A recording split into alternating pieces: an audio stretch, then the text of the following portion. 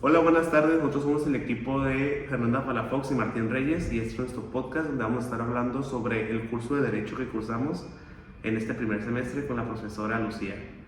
Y pues vamos a empezar. Primero que nada, ¿qué es el derecho? La palabra proviene del vocablo latino directum, que significa no apartarse del buen camino, seguir el sendero señalado por la ley, lo que se dirige o es bien dirigido.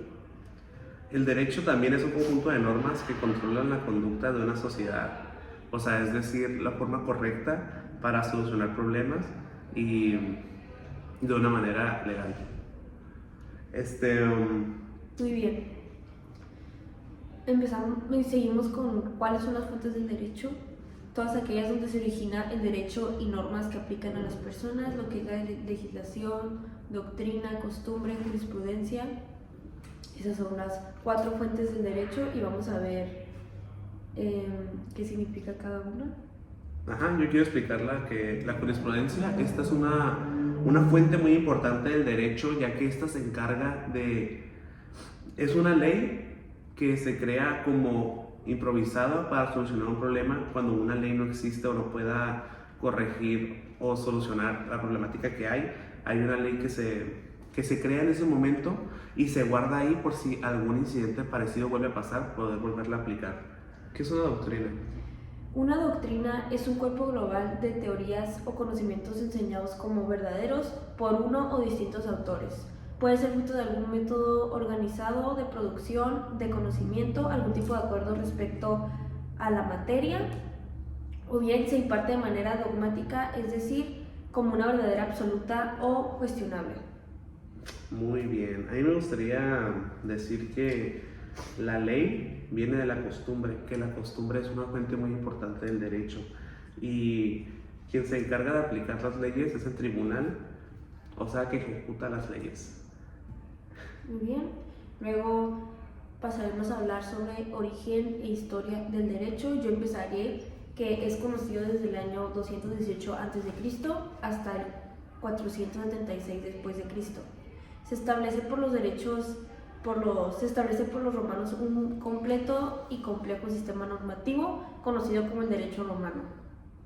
Este derecho fue el propulsor de la principal diferenciación en los sistemas normativos, el derecho público y el derecho privado, que es el que vimos en este semestre. Igualmente nacen con este derecho de las normas procesales, los derechos reales, normas de familia y normas penales, entre otras. Ahora viene algo muy importante que es la rama del derecho.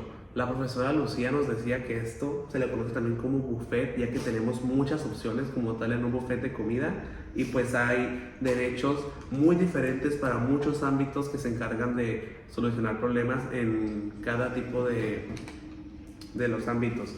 Entonces, pues tenemos muchísimos, pero entre ellos voy a mencionar algunos: el derecho corporativo, el derecho constitucional, el derecho público, privado, mercantil, societario, aduanero, fiscal y entre otros. Y pues hay que empezar explicando un derecho. Ahorita vamos a hablar sobre el derecho. ¿Cuál está bueno? Podemos hablar del derecho empresarial, que es el ¿Derecho empresarial? que vamos a ver durante toda nuestra vida profesional, que es el que estudia las normas relativas de una empresa y su actividad. Cabe precisar que en nuestra legislación civil y mercantil, la empresa también es denominada como establecimiento mercantil o negociación mercantil. La empresa siempre contará con elementos corporales o tangibles, como lo son los locales, muebles, mercancías y materias primas, e incorporables o intangibles, habio, el derecho de arrendamiento y la propiedad industrial. Ok, consideramos que ese derecho es muy importante ya que nosotros estamos cursando la carrera de negocios internacionales y pues sin duda va a ser de mucha ayuda en un futuro. Otro derecho que también es muy importante y fundamental para nosotros es el derecho aduanero. Este derecho se encarga sobre la transitación de mercancía en las aduanas, es decir, de país a país, y pues se encarga de todos esos pleitos, problemáticas que puedan surgir en este ámbito de la aduana. Y ese derecho también es muy importante por lo mismo, porque pues al ser negociaciones internacionales vamos a tener que negociar internacionalmente, como su nombre lo dice, entre países. Entonces por eso consideramos que es de los más importantes. Otro que hay es el derecho mercantil, que este derecho también es fundamental para nosotros, ya que el derecho mercantil se encarga de todo el comercio, todos los negocios, y está regido por el Código de Comercio. Y pues consideramos que en esta vida siempre va a haber comercio y es muy importante para nosotros saber de este tema y analizarlo súper bien. Muy bien, otro que fue el primero que vimos en este semestre, que fue el derecho administrativo, que es el que estudia las reglas y principios que rigen la intervención de los interesados en la preparación o impugnación de la voluntad administrativa. Estudia, por lo tanto, la participación y defensa de los interesados, un particular, un funcionario o una autoridad pública, una persona jurídica. Muy bien, y ahorita que ya mencionamos tres de los principales derechos que vamos a ver en la carrera de negocios internacionales y nuestra vida profesional, vamos a hablar de ellos ya más detalladamente, empezando con el que ya mencioné, derecho administrativo, que un ejemplo de un caso de derecho administrativo sería una asociación de vecinos, usuarios interesados o administrados en todas las etapas de la preparación de la voluntad administrativa, y desde luego como debe ser la tramitación administrativa en todo lo que se refiere a la defensa, participación e intervención de dichos interesados. El derecho administrativo estudia en particular la defensa de los interesados, como ya se había mencionado anteriormente, y como lógica consecuencia de ello la impugnación de los actos y procedimientos administrativos por parte de estos. Se ocupa pues los recursos, reclamaciones y denuncias administrativas, sus condiciones formales de procedencia, el trámite que debe dárseles, los problemas de su tramitación, puede originar cómo y por quién deben ser resueltos, pero no estudia cómo deben ser resueltos todos los problemas de fondo de dichos recursos. Pueden plantear, salvo que estén íntimamente ligados a un problema procedimental. En México, el acto administrativo y proceso administrativo son dos conceptos clave dentro del ámbito del derecho administrativo. Ambos están regulados por diversas leyes, pero en particular por la Ley Federal de Procedimiento Administrativo, que fue el que vimos en la Cámara de Diputados del Congreso de la Unión, que fue una carta que nos mostró la maestra en el primer parcial. El acto administrativo de un servidor público puede cumplir con la finalidad del interés público regulado. Materialmente debe estar escrito, fundado y motivado, y estar sujetos a las disposiciones legales que le competen como autoridad, dependencia u organismo, ya que de lo contrario será nulo. Muy bien, entonces empezamos. El proceso administrativo está dividido en tres partes, que es sujetos, que es el administrado y la administración, y el segundo sería la estructura, que es inicio, ordenación, ejecución y conclusión, y el tercero sería tipos de procedimientos, que es de aprobación automática y de evaluación previa. Muy bien, y la defensa legal desde el lado particular ante un acto administrativo en México implica una serie de etapas y herramientas jurídicas destinadas a proteger los derechos e intereses del particular afectado. Aquí se detalla el proceso general de la defensa en la vía administrativa. Impugnación del acto administrativo, recurso de revocación. Antes de acudir a las instancias judiciales, que en el transcurso del semestre los vimos detalladamente, el particular puede impugnar el acto administrativo directamente ante la misma autoridad que lo emitió, es decir, se agota a primera instancia. Este es el camino legal. La autoridad revisa el acto y decide si lo confirma, modifica o revoca. Este recurso es generalmente el primer medio de defensa y puede ser obligatorio en algunos casos antes de recurrir a otras instancias. Medios de prueba.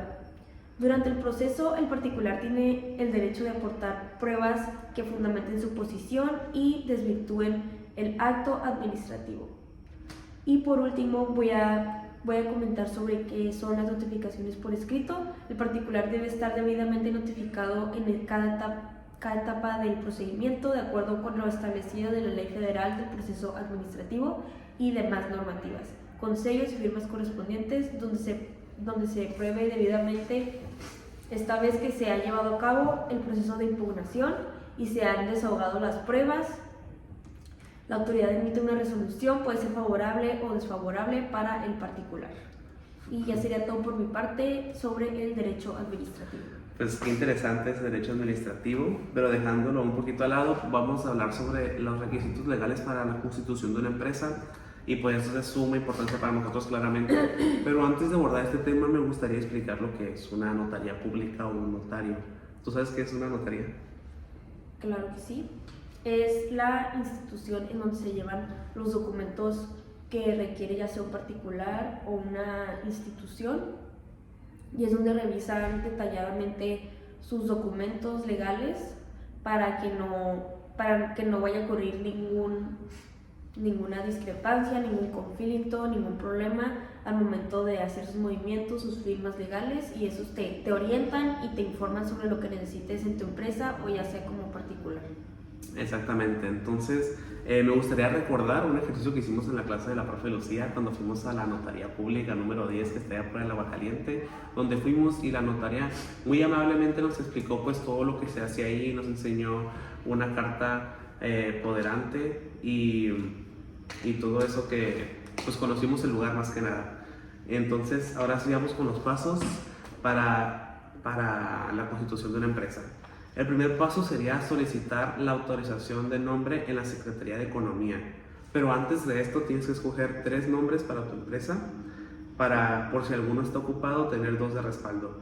Para llevar esto a cabo se necesita un notario público que junto contigo firmará la solicitud que enviarán. Se puede hacer en línea o en persona. También es recomendable que manden 5 peticiones diferentes, ya que es probable que el nombre deseado ya esté en uso. Es lo que les comentaba hace rato.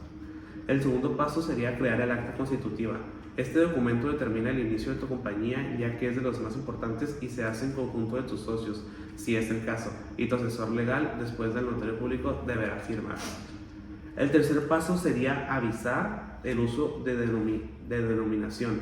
Aquí te tienes que asegurar que el notario que firmó tu acta constitutiva se encargue de informar a la Secretaría de Economía todo lo que está relacionado con la nueva empresa. Después viene el cuarto paso, que es registrar el acta ante el RPPC. Aquí tienes que inscribir tu acta ante el Registro Público de la Propiedad y Comercio, que se encarga de proteger y vigilar a las personas. Después registrar tu empresa en el IMSS.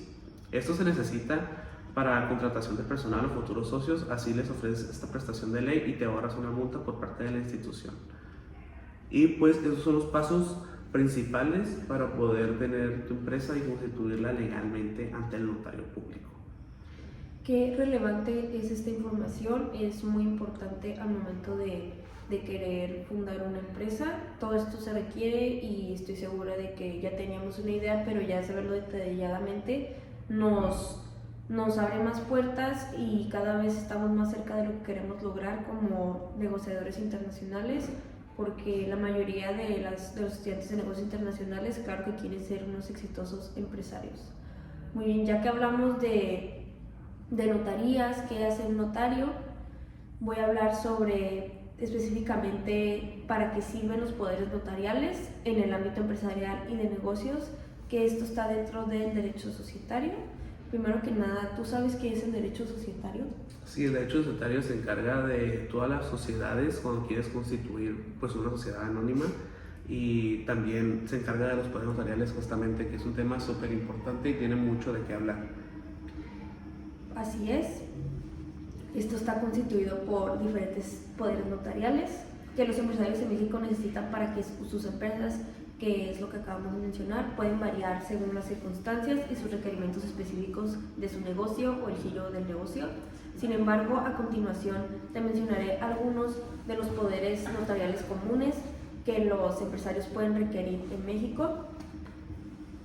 Primero que nada está el Poder General para Pleitos y Cobranzas, que fue el primero que vimos. Un poder notarial es un acto jurídico mediante el cual una persona llamada poderdante otorga facultades y poderes, atribuciones a otra persona llamada apoderado para que actúe en su nombre y representación cuando éste no esté presente. Y podemos ver ejemplos que nos proporcionó la maestra, que podemos entender más detalladamente.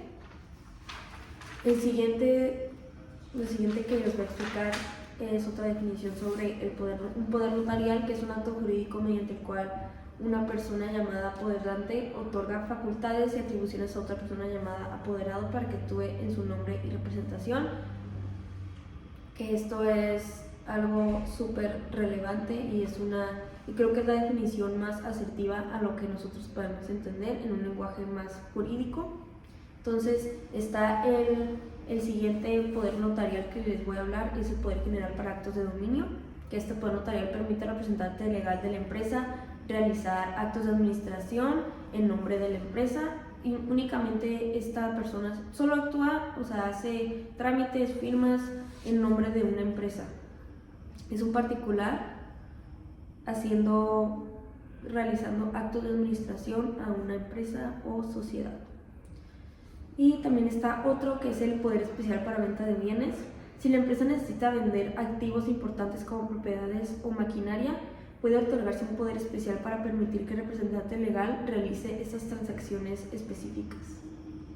El siguiente que les voy a hablar es el poder de actos de dominio, que nos enseñó la maestra, que se trataba de, normalmente se utiliza en las familias y es cuando le otorgas a un familiar o a una persona en específico que se encargue de aumentar tu capital, de vender sus propiedades de la manera más rentable.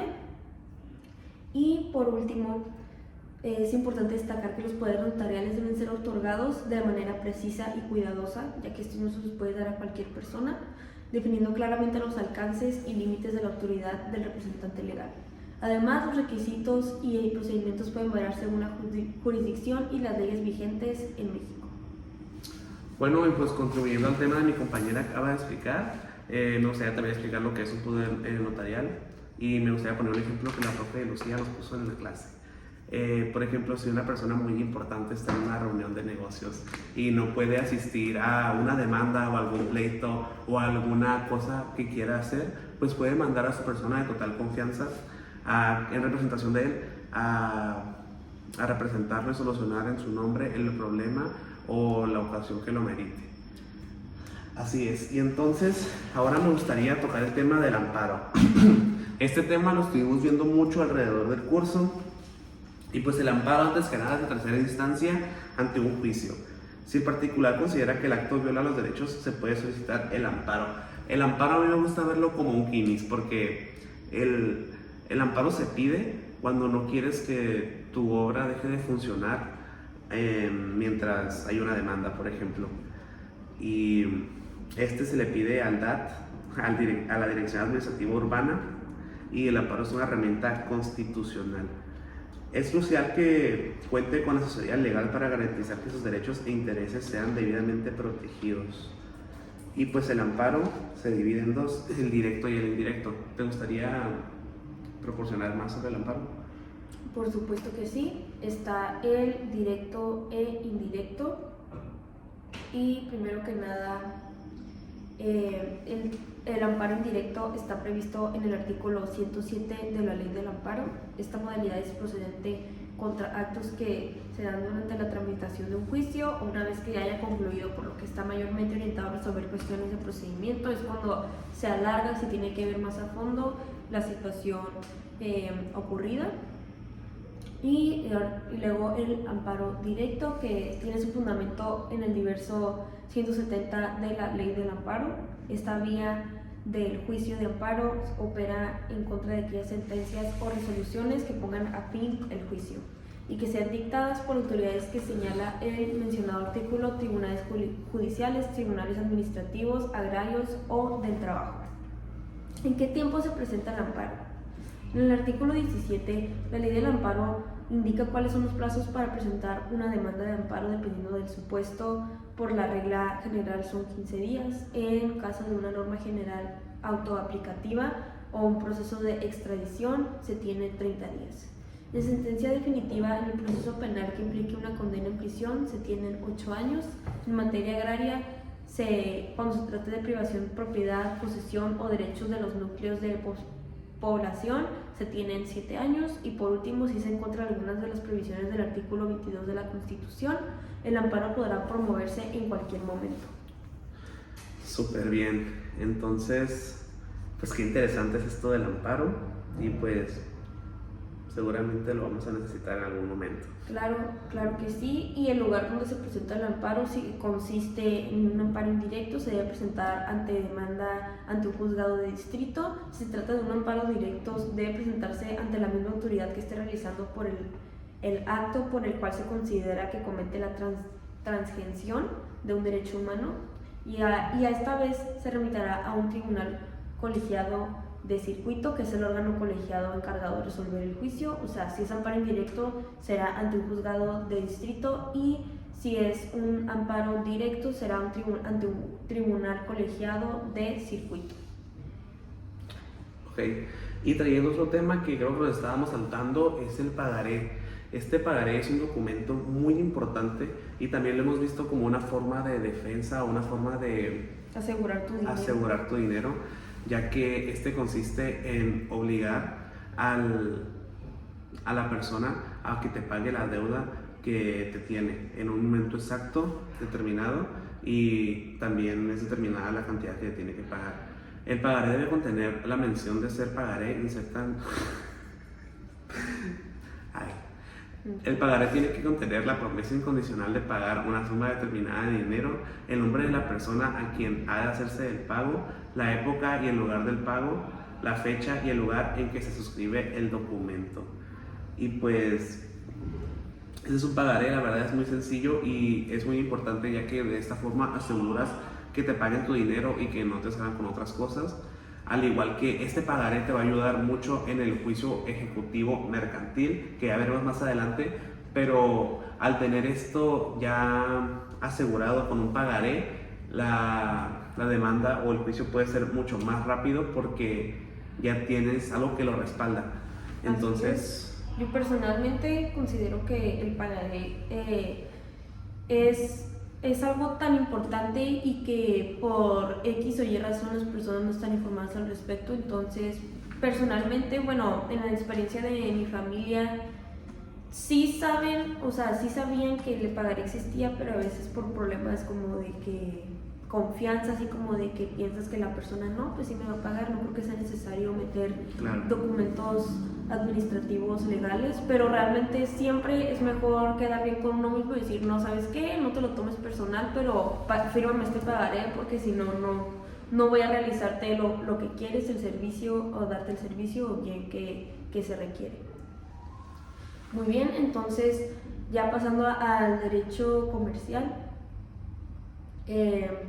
vimos que los comerciantes en este derecho son una persona moral y una persona física, y yo creo que este enfoque del tema es de los conocimientos que más adquirí y más aprendí en este semestre, ya que pues todos vamos a llegar a ser una persona física o moral con actividad empresarial, entonces es algo muy importante y ahora ya aprendo a diferenciarlo. Las características y diferencias entre las personas físicas y morales en México.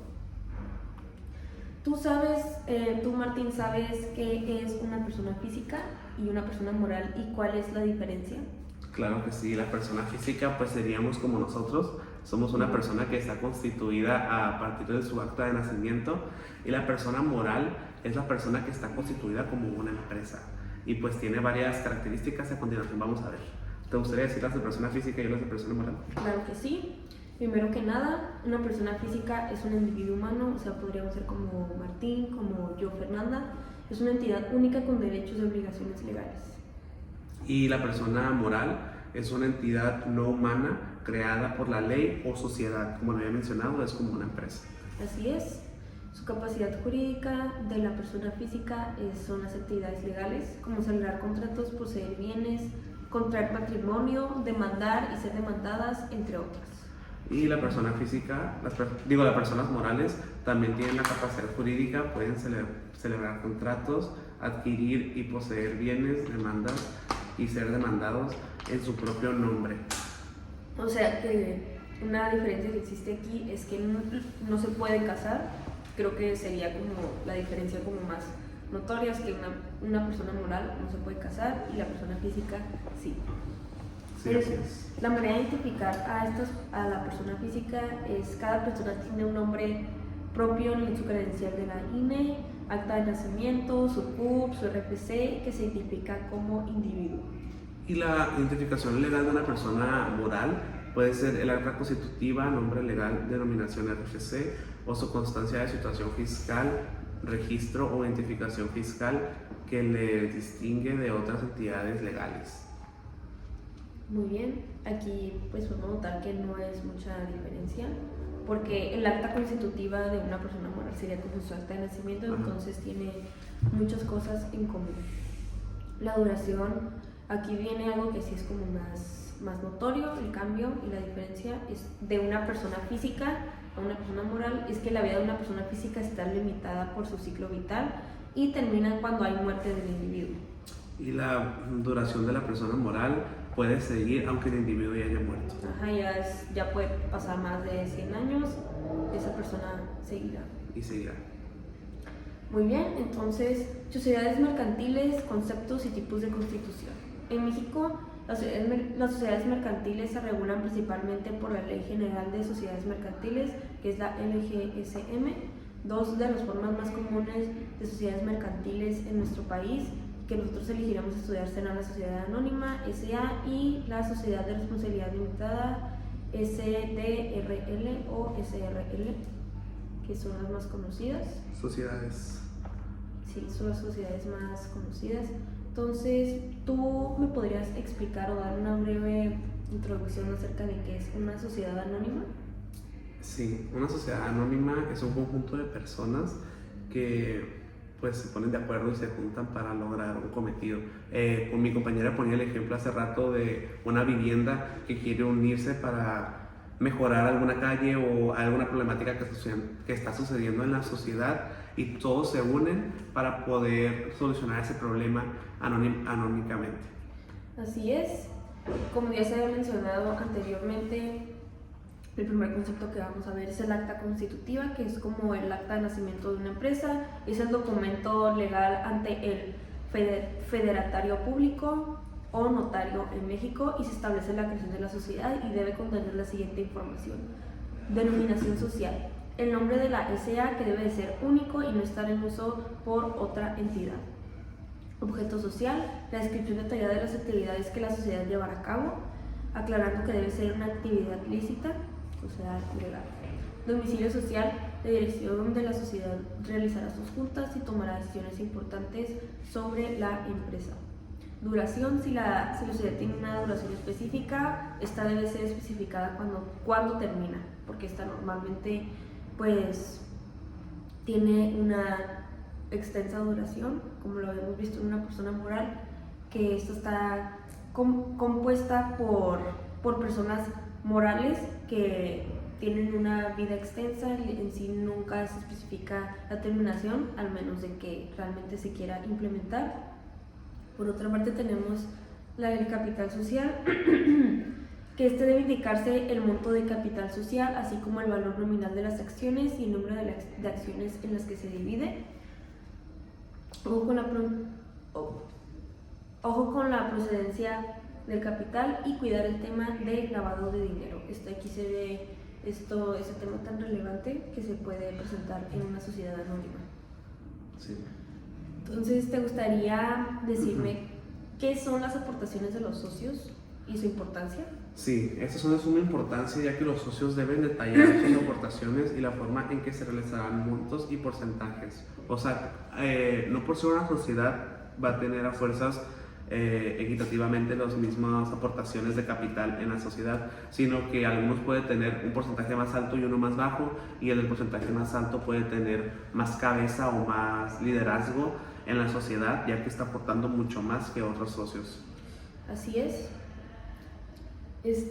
Los órganos de administración son como los componentes que conforman a una sociedad anónima, sería como su control interno, lo que la constituye. Esta debe establecerse cómo se llevará a cabo la administración en la sociedad, ya sea por un consejo de administración o un administrador único, que esto lo vimos en la notaría 10, que es como la persona que se va a encargar de llevar todo el control administrativo. Así es. Asamblea de accionistas. Deben describirse los procedimientos para la convocatoria y celebración de asambleas de accionistas, mismas que son obligatorias. Reglas para la transferencia de acciones. Se deben especificar las restricciones si existen para la transferencia de acciones, y tú me podrías dar como una breve introducción o explicación acerca de qué es la firma del acta constitutiva. La firma del acta constitutiva pues es la firma al final que asegura y está diciendo que está de acuerdo en todo lo que está establecido ahí y se hace parte en ese momento de la sociedad. Claro, esta es una escritura que debe ser firmada por los socios fundadores y se designa por los miembros del Consejo de Administración. La firma debe ser ante notario público o federatario público. Así es. Muy bien. Como ya se mencionó anteriormente, esto se debe registrar en el Registro Público de Comercio. La sociedad debe presentar el acta constitutiva ante el registro, se debe de inscribir en el Registro Público de Comercio en el lugar donde se ubica su domicilio social. La inscripción en este registro es un requisito legal para adquirir personalidad jurídica, o sea que debe especificar dónde se van a realizar las juntas, o sea el domicilio social, donde se tomarán todas las decisiones importantes de esta tan importante sociedad anónima. En la obtención del RFC y registro en Hacienda es muy importante y te puede llevar, si lo descuidas y te lo tomas a la ligera, realmente te lleva a unas repercusiones graves. Muchos problemas. La sociedad debe obtener un registro federal de contribuyentes, RFC, ante el Servicio de Administración Tributaria, SAT, y cumplir con las obligaciones fiscales correspondientes. Ya terminando con la sociedad anónima, pasaremos a la sociedad de responsabilidad limitada, y tú nos podrás decir qué es una sociedad de responsabilidad limitada. Sí, la sociedad de responsabilidad limitada es una entidad en la que los socios tienen responsabilidad limitada y están protegidos de las deudas de la empresa. Es decir, a diferencia de la sociedad anónima, en esta sociedad, como su nombre lo dice, tienen un poder limitado. Así es. Y se abrevia SRL. Sí, pues SRL o SDRL, que esto lo vamos a ver en botellas de agua, o esta la que tengo aquí. Debe ser constituida por una o más personas físicas o jurídicas. El capital social se divide en participaciones y se representa mediante un contrato de sociedad. Otro concepto de sociedad anónima es una entidad legal separada de sus accionistas, lo que significa que los accionistas tienen responsabilidad limitada en lo limitado a su inversión en acciones. Debe estar conformada por al menos 2 accionistas. El capital social se divide en acciones y se representa mediante títulos accionarios. La administración puede ser ejercida por un consejo de administración o por un administrador único, como ya lo hemos visto también en la otra sociedad. Se requiere de la celebración de asambleas de accionistas de forma regular. La SA debe tener un capital social mínimo y las acciones pueden ser transferibles. Y ahora, ya terminando de ver la sociedad de responsabilidad limitada, que fue una breve definición, voy a empezar explicándoles sobre la sociedad anónima de capital variable, que es la que más hemos visto y la que más se nos presenta en nuestra vida. El capital social de esta se divide en acciones y puede ser variable, lo que significa que se permite una flexibilidad significativa para aumentar o disminuir el capital social según las necesidades de la empresa, sin necesidad de modificar la escritura constitutiva. Esta sociedad es esencial al momento de querer fundar una empresa, de crear una empresa, y podemos ver que hasta en los anuncios de los negocios podemos ver el SADCB en todo, o sea, es algo, es como súper, es necesario, o sea, no hay opción, literal, se debe de registrar en la sociedad anónima de capital variable, o si no, pues no puedes fluir como empresa, no existes como empresa si no registras tu sociedad aquí. así es. Entonces pasaremos con la última sociedad anónima que la profesora nos comentó, que es la sociedad anónima de promotora de inversiones. SAPI. ¿Y tú nos podrías explicar qué es? Sí, pues la SAPI es las sociedades anónimas promotoras de inversiones que se rigen por la ley del mercado de valores. Esa es su definición. Y pues tenemos diferencias entre SDRL, SA y SAPI, que son las tres sociedades que acabamos de ver anteriormente. Y pues, ¿te gustaría decir la ley que rige la SDRL? Claro que sí, es la misma que la de SA, que es la de Ley General de Sociedades Mercantiles. Y La SAPI la rige la Ley del Mercado de Valores, y en lo no previsto por esta, la Ley General de Sociedades Mercantiles. así es, los órganos que componen la administración de la sociedad de responsabilidad limitada son el gerente general único o consejo de gerentes. De la sociedad anónima permite elegir entre un administrador general único o un consejo de administración. Y en la SAPI, a diferencia de esas, debe ser un consejo de administración. Ajá, debe ser, no te da opción, debe ser a fuerzas un consejo de administración.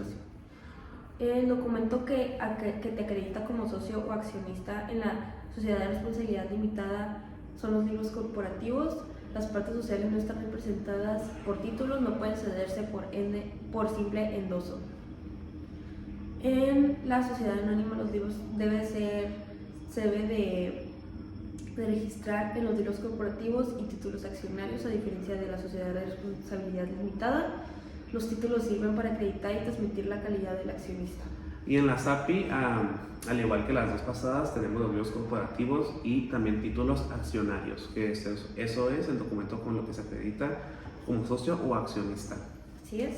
¿Nos podrías decir qué es lo que hace, cuál es la función del comisario en estas tres sociedades? Sí, pues en la SDRL, o sea, en la responsabilidad limitada, tenemos que la ley no exige el nombramiento de comisario. Así es. Y en la sociedad anónima exige el nombramiento.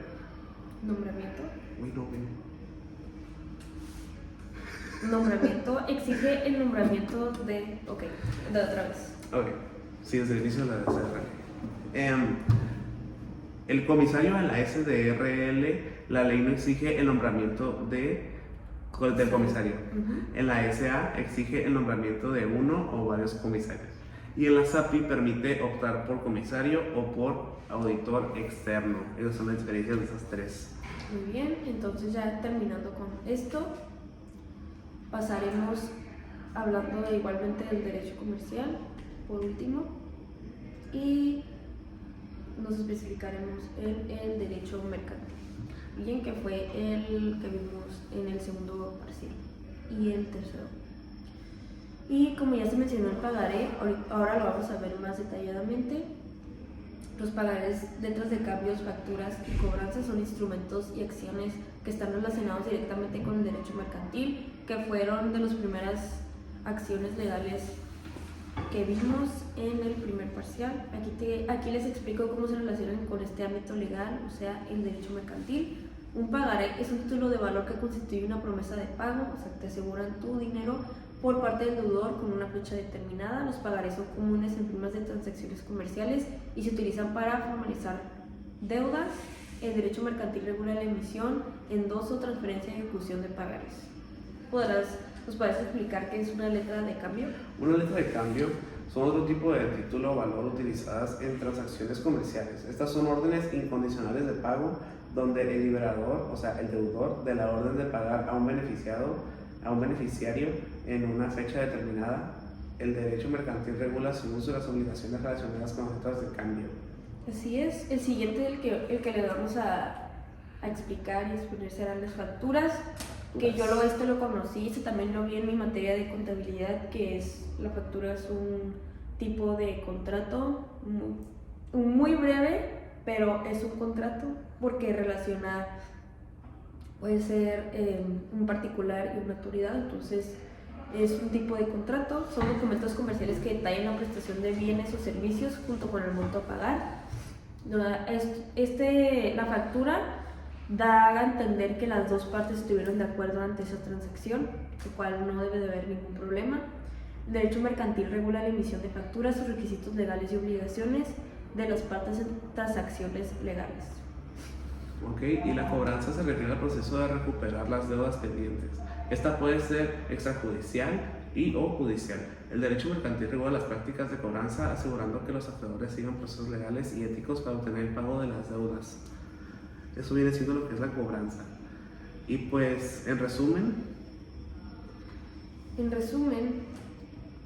el nuevo sistema de la rama del derecho oral mercantil en México, en comparación con el activo derecho del sistema mercantil, el sistema del derecho mercantil introduce una serie de cambios y mejoras significativas en la resolución de disputas y asuntos legales relacionados con el comercio y contratos. Algunos de los problemas que el derecho oral mercantil en México busca solucionar en relación con el antiguo sistema mercantil incluyen principalmente, y de lo único que les voy a hablar es de la agilidad y rapidez. El antiguo sistema mercantil a menudo implicaba procedimientos escritos y formales que podían ser lentos y costosos. El derecho oral mercantil busca acelerar la resolución de disputas al permitir audiencias orales y la presentación de pruebas de manera más eficiente. Esto nos da a entender que en la antigüedad, años atrás, al momento de querer solucionar problemas entre el derecho mercantil, realmente era un proceso muy lento y un proceso que a nadie le interesaba. No es que no les interesara, pero era muy cansado y desgastante el tener que esperarte tanto tiempo para tener un resultado de tu juicio. Entonces el derecho oral mercantil nos permite tener audiencias orales con todos los involucrados, y eso es una manera de acelerar y agilizar el proceso para obtener el resultado correspondiente. Así es. Y entonces, ya como último tema, me gustaría abordar el tema del contrato de arrendamiento, que creo que es muy importante y ocupamos mencionarlo en este video. El contrato de arrendamiento es aquel contrato por el cual las partes contrastantes se obligan recíprocamente, una, el arrendador, a conceder el uso o goce temporal de una cosa, y la otra, el arrendatario, a pagar por ese uso o goce por un precio cierto, o sea, una renta. Entonces, es básicamente un ejemplo muy cotidiano podría ser una renta de alguna casa o propiedad. El arrendador sería quien renta la casa y el arrendatario sería quien recibe la casa y puede usar... Arrendatario. Puede ser, es el que usa el bien. Y pues para este contrato tenemos varias partes que quiero mencionar rápidamente. Número 1, el arrendador o la parte arrendadora, que es el dueño del local comercial, y el propietario, como lo mencionaba hace rato. El arrendatario o también la parte arrendataria significa quien renta el local y le paga al dueño. El fiador significa quien responde si no paga la renta. El inmueble, pues es la propiedad o el domicilio que está rentando, o sea, es el bien. El contrato de arrendamiento, incluyendo sus anexos, cualquier acto jurídico que de tiempo lo identifique completamente a detalle, siempre y cuando esté firmado por las dos partes actuantes. Como mencionaba mi compañera hace rato, es muy importante que las dos partes estén de acuerdo y estén firmados por las dos partes. La fecha de inicio de la renta es a partir de la cual la parte arrendataria está obligada al pago de la renta mensual, y será específico el día y el año. Es muy específica esta parte, ya que es cuando se da la fecha de inicio de la renta, y también está la fecha de inicio del contrato, que es donde seremos específicos en el día, mes y año que se inicia el contrato. Después viene el término del contrato, significa el periodo de 12 años, concluyendo el 22 de septiembre de 2024, obligatorio para ambas partes. Esto como un ejemplo, ya que serían 12 años. Luego está el uso del local o propiedad que la parte arrendataria le dará al bien arrendado, y que únicamente podría ser para un salón de belleza, por ejemplo, que solo se usaría para eso, tiene que tener algo específico. Después viene el IVA, el fiador u obligado solidario, obras de la parte arrendataria y pues las partes, la moneda de dólares, ya sea, esto es muy importante porque tienes que explicar si lo quieres rentar en dólares o en pesos, entonces tienes que especificar muy bien ese tipo de moneda, y la renta mensual. Luego viene la superficie del bien arrendatario, el mantenimiento, declaraciones, y por último las cláusulas. Después de esto viene la firma para que ya se realice la acción legal y ya se pueda obtener lo que se requiere, ya sea, pues sí, el bien intangible, el bien inmueble. Y la verdad que yo creo que la actividad que nos puso la maestra, el realizar un contrato y nosotros hacer nuestro propio contrato y poner nuestras propias cláusulas y declaraciones y entre otros factores. Yo creo que nos ayudó mucho el entender, porque pues sabemos lo que es rentar una casa, rentar un local, pero nunca cómo llevarlo a cabo. Entonces yo creo que ya esto nos acerca más sobre a ser un excelente empresario, Así es. a ser una persona física con actividad empresarial. Y ya concluyendo este video, pues me gustaría mencionar que este curso fue de mucha gran importancia, ya que nosotros nos vamos a dedicar a ser negociantes internacionales. Esa es la carrera que estamos cursando y definitivamente vimos temas que vamos a abordar en nuestro día a día cuando seamos negociantes, y de verdad es que de mucho provecho. Yo quiero darle las gracias a mis compañeros y a la profesora por permitirme cursar este curso, y la verdad me gustó mucho, fue mucho de mi agrado, y muchas gracias. Y por mi parte, la verdad que a mí me gusta mucho la materia de Derecho, estaba entre mis opciones de carrera profesional, pero pues por alguna u otra razón pues no la elegí, pero me da gusto conocerla. Yo creo que no la ejerza o no la esté estudiando en sí específicamente, es algo de lo que todos los seres humanos debemos estar informados, es muy importante. Eso te evitaría demasiados problemas en tu futuro, no se imaginan cuántos. Por el simple hecho de estar informados. Yo también le quiero agradecer a mis compañeros y a la maestra por haber hecho un semestre tan ameno, tan agradable, tan dinámico. Me gustó mucho el que fuera tan activa con nosotros y se encargara de que sí aprendiéramos, porque no todos los maestros se encargan de que realmente entendamos. Y esta maestra Lucía Martínez sí, y se la agradezco mucho. La verdad es que me gustó mucho esta materia. Ya el tercer semestre, cuando lleve derecho laboral, pues voy a conocer más sobre el derecho, los tipos de derechos que se me presentarán en mi vida profesional, y ya sería todo por nuestra parte. Muchas gracias. Muchas gracias.